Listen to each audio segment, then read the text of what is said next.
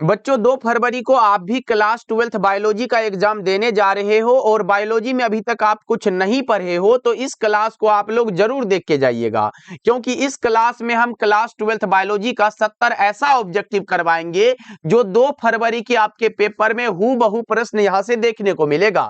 तो इस क्लास को आप लोग बिल्कुल ध्यान से देखिएगा और आज के क्लास में दिए जाने वाले सभी प्रश्नों को आप लोग बहुत अच्छे से याद कर लीजिएगा। तो आइए हम लोग क्लास को स्टार्ट करते हैं। पहला नंबर सवाल आपके सामने है, तो मेरे भाई एक एक प्रश्नों के आंसर को आप लोग लगाते चलिएगा और याद जरूर कर लीजिएगा, क्योंकि इसी क्लास से बहुत सारा प्रश्न आपको एग्जाम हॉल में देखने को मिलेगा। देखिए यहां पे प्रश्न है कि इनमें कौन है जो प्राकृतिक वायु प्रदूषक है। कई बार एग्जाम में आया हुआ प्रश्न है कि इनमें कौन है जो प्राकृतिक वायु प्रदूषक है। तो बच्चा पार्टी याद रखना है, ज्वालामुखी से निकली गैसें हो जाएगा, परागकण हो जाएगा और धूल कण हो जाएगा। ये सभी ऑप्शन आपका राइट हो जाएगा। एकदम डी देख लो बच्चा पार्टी, डी वाला विकल्प आपका करेक्ट हो जाएगा। चलो दूसरा नंबर सवाल का जवाब बताओ। मात्र 70 ऑब्जेक्टिव इस क्लास में करेंगे और सभी के सभी प्रश्न लड़ने वाला होगा। देखो साधारणतः कितने तीव्रता की ध्वनि मानव सहन कर सकता है बच्चों, कितने तीव्रता की, तो 20 से 30 डेसिबल। 2 का राइट आंसर आपका ए हो जाएगा। चलो अब अगला बताओ। यहां पे प्रश्न है अत्यधिक समय तक बार बार विकिरणों के प्रभाव से क्या होता है। अत्यधिक समय तक बार बार विकिरणों के प्रभाव से बच्चों त्वचा कैंसर होता है। क्या होता है? त्वचा कैंसर होता है। 3 का ऑप्शन ए करेक्ट हो जाएगा। चलो आगे बता के चलो। यहां पे गंगा जल में सबको प्रवाहित करने से क्या होता है, बताओ मेरे प्यारे भाई। गंगा जल में सबको मतलब वो मृत होता है ना, उसको प्रवाहित करने से क्या हो जाता है? तो भैया घुलित ऑक्सीजन में कमी होती है, बीओडी में वृद्धि हो जाता है, जीवाणुओं में वृद्धि होता है। ये सभी यहाँ पे विकल्प हमारा करेक्ट हो जाएगा। चलो बच्चों अगला बताओ। यहाँ पे 5वां नंबर सवाल है, जलाशयों में सुपोषण के लिए सबसे प्रभावशाली क्या है। जलाशयों में सुपोषण के लिए सबसे प्रभावशाली बच्चों अकार्बनिक फास्फेट है। 5 का ए ऑप्शन आपका राइट हो जाएगा। चलो 6 नंबर सवाल का जवाब बताओ। भोपाल गैस त्रासदी जो है किस गैस के रिसाव से हुई थी। भोपाल गैस त्रासदी मेरे भाई किस गैस के रिसाव से हुई थी, तो आप बता के चलोगे methyl isocyanate. Option number C आपका राइट हो जाएगा। चलो 7 का बता के चलिएगा आप लोग। प्रश्न है इनमें किस क्रिया से भैया, इनमें से किस क्रिया से डीडीटी की सांद्रता अगले पोषी स्तर में बढ़ जाती है। बताओ 7 का, वो हमारा जैव आवर्धन होगा। क्या होगा यहाँ पे, कौन सा? ऑप्शन नंबर बी आपका बिल्कुल करेक्ट हो जाएगा। चलो आगे बढ़ते हैं। अगला बताइएगा प्रश्न आपके सामने है, आगरा स्थित विश्व प्रसिद्ध ताजमहल को मुख्यतः किस गैस से खतरा है भाई। किस गैस से खतरा है? आपने बताया भैया SO2, और NO2 भी आए तो वो भी होता है, लेकिन ज्यादातर हमारा SO2 होता है। लेकिन बच्चा पार्टी ये अम्ल वर्षा जानते हो ना, जिस जल का जो है वर्षा जल का pH वैल्यू 5.6 से कम होता है वो अम्लीय वर्षा कहलाता है। और अम्लीय यहाँ पे अम्लीय वर्षा को स्टोन कैंसर के नाम से जाना जाता है। ओके बच्चों चलो आगे बढ़ते हैं। 9 का बताइएगा। पेरोक्सी एसिटिल नाइट्रेट यानी कि PAN किस प्रकार का प्रदूषक है बच्चों? ये है द्वितीयक प्रदूषक। ऑप्शन नंबर बी आपका सही हो जाएगा। नेक्स्ट बताइएगा। यहाँ पे 10 नंबर सवाल है, फ्लोराइड की सांद्रता वायुमंडल में बढ़ने से क्या होगा। फ्लोराइड की सांद्रता वायुमंडल में बढ़ने से भैया फ्लोरोसिस हो जाता है। क्या होता है? फ्लोरोसिस। चलो नेक्स्ट बताओ।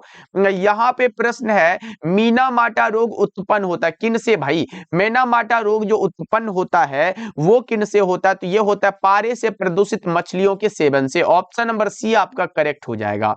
चलो बताओ। यहाँ पे पूछा जा रहा है, निम्नलिखित गैसों को सामान्यतः ग्रीन हाउस गैस कहते हैं। किसे भैया ग्रीन हाउस गैस हम बता के चलते हैं। वो होता है क्लोरोफ्लोरोकार्बन, मीथेन, नाइट्रोजन डाइऑक्साइड और यहाँ पे सल्फर डाइऑक्साइड। ऑप्शन ए लगा दो आप लोग। नेक्स्ट बताइएगा। यहाँ पे वातावरणीय प्रदूषण में लाइकेन भाई महत्वपूर्ण है, महत्वपूर्ण होता है किसके लिए? SO2 के प्रदूषण के सूचक के रूप में, यानी कि सल्फर डाइऑक्साइड के सूचक के रूप में भाई। ऑप्शन नंबर आपका बी करेक्ट हो जाएगा। भैया, 13 का आप बी बताइएगा। नेक्स्ट बताओ यहाँ पे प्रश्न है अम्लीय वर्षा के मुख्य कारक कौन कौन से होते हैं। अम्लीय वर्षा मैंने बताया SO2 और एंड में कौन सा NO2, ये दोनों के दोनों कारक अम्लीय वर्षा के लिए होते हैं बच्चों। क्या हो जाएगा आपका सही जवाब, ऑप्शन नंबर डी आपका राइट है। चलो आगे बढ़ते हैं, अगला बताइएगा 15 नंबर सवाल है वाहित मलजल के शुद्धिकरण में क्रियाशील होते हैं, कौन होते हैं क्रियाशील भाई, वो होते हैं जीवाणु। क्या होते हैं भाई, जीवाणु। 15 का क्या होगा, सी ऑप्शन आपका राइट हो जाएगा। चलो अगला बताओ यहाँ पे प्रश्न है फोटोकेमिकल स्मोग में कौन हमेशा उपस्थित रहता है। फोटोकेमिकल स्मोग में भैया O3 ozone, option number B आपका सही हो जाएगा। एकदम इंपॉर्टेंट प्रश्न सब है इस क्लास में। चलो अगला बताइएगा यहाँ पे एलोपैथी किसके स्राव के कारण होता है भैया, एलोपैथी ऐसे करके होता है, लेकिन यहाँ पे एलोपैथी है। बताओ क्या हो जाएगा, आविष, ऑप्शन नंबर सी भैया। कभी कभी टॉक्सिन लिखा रहता है ऐसे भाई, टॉक्सिन लिखा रहता है, याद रखिएगा, हिंदी में टॉक्सिन रहता है, इंग्लिश में शायद टॉक्सिन ही होगा। चलो आगे बढ़ते हैं, अगला बताओ यहाँ पे प्रश्न है, देखो पूछा जा रहा है कि वायुमंडल के निचले भाग से शिखर तक वायु स्तंभ में ओजोन की मोटाई किस इकाई से मापी जाती है बच्चों, किस इकाई से मापी जाती है, तो डॉब्सन इकाई, ऑप्शन नंबर ए आपका राइट हो जाएगा। नेक्स्ट बताइएगा प्रश्न आपके सामने है क्योटो प्रोटोकॉल किससे संबंधित है। क्योटो प्रोटोकॉल मेरे प्यारे भाई हरित गृह प्रवाह से संबंधित है, ऑप्शन नंबर बी आप करेक्ट करके चल सकते हो। नेक्स्ट बताइएगा प्रश्न बच्चा पार्टी, क्योंकि ये सभी इंपॉर्टेंट प्रश्न है, निम्न में कौन सा रासायनिक पदार्थ ओजोन के परत पर असर डालता है बच्चों, कौन सा होगा, वो क्लोरोफ्लोरोकार्बन होता है, ऑप्शन नंबर ए आप लोग याद रखते हुए चलिएगा। नेक्स्ट बता के चलो अम्लीय वर्षा किस प्रकार के प्रदूषण के अंतर्गत आता है। अम्लीय वर्षा बताइएगा प्यारे बच्चे, वायु प्रदूषण हो जाएगा। सही जवाब ऑप्शन नंबर बी आपका करेक्ट हो जाएगा। क्या होगा, 21 का ऑप्शन नंबर बी आपका राइट हो जाएगा। चलो अगला बताओ यहाँ पे प्रश्न है पर्यावरण संरक्षण अधिनियम जो है किस वर्ष पारित हुआ था। 22 का बताओ, ये हुआ था 1986 में, ऑप्शन नंबर ए आपका सही हो जाएगा। 23 का बताओ जल्दी से मेरे प्यारे प्यारे बच्चा पार्टी। देखो फ्लोराइड प्रदूषण मुख्यतः प्रभावित करता है भाई, किसको प्रभावित करता है, ये करता है दांतों को प्रभावित, ऑप्शन नंबर ए करेक्ट हो जाएगा। नेक्स्ट बताएंगे सभी बच्चे बढ़ता त्वचा कैंसर एवं उत्परिवर्तन की दर की अधिकता किसके कारण होती है, किसके कारण बच्चा पार्टी बताओ, बढ़ता त्वचा यहाँ पे कैंसर एवं उत्परिवर्तन की दर की अधिकता जो है ये किनके कारण होती है, ये होती है ओजोन क्षरण के कारण भैया। चलो नेक्स्ट बताओ यहाँ पे प्रश्न है निम्नलिखित में कौन ग्रीन हाउस गैस नहीं है भाई, नाइट्रोजन, यहाँ पे नाइट्रोजन लिखा गया है, याद रखिएगा ये नहीं होगा, ऑप्शन नंबर कौन सा होगा, डी करेक्ट हो जाएगा। चलो आगे बढ़ते हैं, अगला बताइएगा प्रदूषण जो अम्ल वर्षा कराता है, मैंने तो बताया है आपको कौन सा होगा, SO2 और NO2 होता है, SO2 और NO2, तो SO2 मिल गया ना प्यारे बच्चों, ऑप्शन ए लगा लो। चलो अगला बता के चलो यहाँ पे वर्षा जो है वो अम्ल वर्षा कहलाती है जब इसका pH वैल्यू 5.6 से क्या होता है, कम होता है, तो डी ऑप्शन आपका राइट हो जाएगा। ओके बच्चों याद रखिएगा इंपॉर्टेंट है। अगला बताइएगा यहां पे जल प्रदूषण का सामान्य सूचक जीव कौन सा है, जल प्रदूषण का सामान्य सूचक जीव आपको बता के चलना है, E coli, option number C आप लगा दो। चलो अगला बताओ यहाँ पे विश्व पर्यावरण दिवस कब मनाते हैं, 5 जून को हम लोग विश्व पर्यावरण दिवस मना के चलते हैं। और बच्चों आपको मैं इंपॉर्टेंट दिवस बता देता हूं, जैसे विश्व जनसंख्या दिवस आता है एग्जाम में, क्या यहाँ पे विश्व जनसंख्या दिवस याद रखना है, हम लोग कब मनाते हैं, 11 जुलाई को मनाते हैं, याद रखिएगा ये इंपॉर्टेंट है। उसके बाद यहाँ पे स्वास्थ्य दिवस होता है एक, यहाँ पे याद रख लो, अगर स्वास्थ्य दिवस आए, विश्व स्वास्थ्य दिवस बच्चा पार्टी, वो 7 अप्रैल को मनाते हैं, ये इंपॉर्टेंट बात है। अगर विश्व कैंसर दिवस आपसे पूछ के चले, कैंसर दिवस आपसे पूछेगा तो बच्चों 4 फरवरी को बताइएगा। और अगर आपसे विश्व ओजोन दिवस पूछे, विश्व ओजोन दिवस हम लोग 16 सितंबर को मनाते हैं बच्चों, ये इंपॉर्टेंट है, यहाँ पे 16 सितंबर को मना के चलते हैं। और भी आता है क्या इंपॉर्टेंट बात बताओ एक बार, और भी कुछ आता है क्या बच्चा पार्टी, हाँ एक आता है ना विश्व एड्स दिवस, इसे कैसे भूल सकते हो, ये हम 1 दिसंबर को मनाते हैं, 1 दिसंबर बच्चा पार्टी, इतना को आपको याद रखना है, ये बायोलॉजी से संबंधित है, आपको तो जरूर याद रखना पड़ेगा। चलो अगला बताओ यहाँ पे SO2 प्रदूषण का सूचक क्या होगा, लाइकेन, SO2 प्रदूषण का सूचक ऑप्शन नंबर ए लगा दो आप लोग। नेक्स्ट बताइएगा, प्रश्न है कि बायोगैस में कौन कौन से होते हैं, तो CO2 भी होता है, H2S भी होता है, उसके बाद यहाँ पे मेथेन भी होता है, तो ये सभी के सभी आपका राइट हो जाएगा। नेक्स्ट बताओ, यहाँ पे प्रश्न आ चुका है, ग्रीन मफलर किस प्रकार के प्रदूषण के निदान हेतु प्रयुक्त होता है। ग्रीन मफलर बच्चों किस प्रकार में, ध्वनि प्रदूषण में। ऑप्शन नंबर डी आप लगा दो। चलो अगला बताओ, यहाँ पे चिपको आंदोलन जो है वो किन से संबंधित है। चिपको आंदोलन बच्चों मनुष्य के द्वारा वृक्ष को काटकर गिराए जाने से बचाने से संबंधित है। ऑप्शन नंबर बी आपका सही हो जाएगा। अगला बताओ, प्रकाश रासायनिक धुंध में निम्नांकित में क्या नहीं पाया जाता है। प्रकाश रासायनिक धुंध में बच्चों PAN नहीं पाया जाता, पॉलीएसिटिल नाइट्रेट नहीं पाया जाता है। 34 का ए लगा दो आप लोग। चलो अगला बताओ, निम्नांकित में कौन जैव आवर्धीकरण का कारण भैया किसे माना जाता है। जैव आवर्धीकरण का कारण पारा को माना जाता है, प्लस में DDT को माना जाता है। ए और बी दोनों आपका सही हो जाएगा। अगला बताओ, यहाँ पे प्रश्न आ चुका है कि रेडियोधर्मी प्रदूषक के सबसे प्रतिकूल प्रभाव का परिणाम क्या हो जाएगा। बताओ 36 का क्या होगा, जीन उत्परिवर्तन। ऑप्शन नंबर डी आपका राइट हो जाएगा। नेक्स्ट बताओ आप लोग जल्दी से प्यारे प्यारे भाई, यहाँ पे देखो, कार्बन मोनोऑक्साइड एक प्रमुख प्रदूषक है, किसका। कार्बन मोनोऑक्साइड एक प्रमुख प्रदूषक है वायु का। कार्बन मोनोऑक्साइड एक प्रमुख प्रदूषक है वायु का। ऑप्शन ए बताओ आप लोग। अगला बताओ, निम्नलिखित में कौन है जो ग्रीन हाउस गैस है, तो ये हमारा CH4 हो जाएगा। उसके बाद CCl2F2 हो जाएगा। उसके बाद यहाँ पे CO2 हो जाएगा। तो याद रखिएगा ये सभी के सभी हमारा राइट हो जाएगा। चलो अगला बताओ, प्रश्न आ चुका है, जल में इकोलाई की अधिकता किसकी सूचक है। जल में इकोलाई की अधिकता बच्चों किसकी सूचक है। 39 का बताना जरा सा, वो होगा वाहित मलजल प्रदूषण का। ऑप्शन सी लगाओ आप लोग। अगला बताइएगा, निम्नलिखित में कौन सा कथन है जो जैविक खेती के बारे में असत्य है, तो रासायनिक उर्वरकों का प्रयोग जो है हम जैविक खेती में नहीं करते हैं। आपका सही जवाब क्या होगा, डी ऑप्शन आपका करेक्ट हो जाएगा। चलो हम आगे बढ़ते हैं। अगला बताइएगा, निम्नलिखित में किस पौधे को भाई बंगाल का आतंक कहा जाता है। भाई टेरर ऑफ बंगाल किसे कहा जाता है, जलकुंभी को कहा जाता है। 65,000 से अधिक पौधे ये कितने मंथ में, 8 मंथ में उत्पन्न करता है। ये इंपॉर्टेंट बात है भाई। ओके चलो हम आगे बढ़ते हैं। अगला बताइएगा, जैव विविधता में सम्मिलित कौन है। जैव विविधता में भाई मेरे सम्मिलित कौन सा हो जाएगा, बताओ एक बार जल्दी से, कौन सा करेक्ट हो जाएगा। वो होगा जमीनीय भी होते हैं, जलीय भी होते हैं और पारिस्थितिक तंत्र भी होते हैं। ऑप्शन डी आप लगा सकते हो। अगला बताओ, भूमंडल के सबसे बड़ा जैव विविधता वाला क्षेत्र कौन सा है। भूमंडल में सबसे बड़ा जैव विविधता वाला क्षेत्र बताओ आप लोग, क्या हो जाएगा, ये होगा अमेजन का वर्षावन। ऑप्शन नंबर सी लगाओ आप लोग। चलो आगे बढ़ते हैं। अगला बताइएगा, उभयचरों की संख्या ज्यादा है कहां पर। उभयचरों की संख्या बच्चों ज्यादा है, कहां पर ज्यादा है, ये है पश्चिमी घाट में। ऑप्शन सी लगाओ आप लोग। नेक्स्ट बताओ आप लोग, यहाँ पे रेड डाटा बुक में सम्मिलित है, रेड डाटा पुस्तक में कौन सम्मिलित है। रेड डाटा पुस्तक में बच्चों सम्मिलित है विलुप्त हो रहे पौधों की सूची, दुर्लभ पौधों की सूची और आपत्तिग्रस्त प्राणियों की सूची है। डी ऑप्शन आपका राइट हो जाएगा। नेक्स्ट बताओ, यहाँ पे आम की लगभग कितनी स्पीसीज है जो भारत में उगाई जाती है या फिर मिलती है, तो 1000 से अधिक है। आम की लगभग 1000 से अधिक स्पीसीज भारत में मिलती है बच्चों। अगला बताओ, जब हम ध्रुव से भूमध्य रेखा की ओर बढ़ते हैं तो जैव विविधता क्या होती है, तब जैव विविधता बच्चा पार्टी सीधे रूप से यहाँ पे बढ़ जाती है। ऑप्शन ए सही है। अगला बताओ, यहाँ पे प्रश्न आ चुका है, अमेजन के वनों में पादपों की स्पीसीज कितनी है। अमेजन के वनों में पादपों की स्पीसीज 40,000 है बच्चों, 40,000 से अधिक है। चलो अगला बताओ, यहाँ पे इनमें कौन है जो विलुप्त हो गए हैं। देखो ऐसे डोडो भी विलुप्त हो गए हैं, यहाँ पे स्टीलर्स सी काउ भी हो गए हैं और थाइलेसिन भी। तो यहाँ पे करेक्ट आंसर क्या होगा, डी ऑप्शन करेक्ट हो जाएगा। क्या ऑप्शन नंबर डी आपका करेक्ट है बच्चों। चलो नेक्स्ट बताओ, यहाँ पे प्रश्न आ चुका है, पृथ्वी सम्मेलन किस वर्ष आयोजित हुआ था।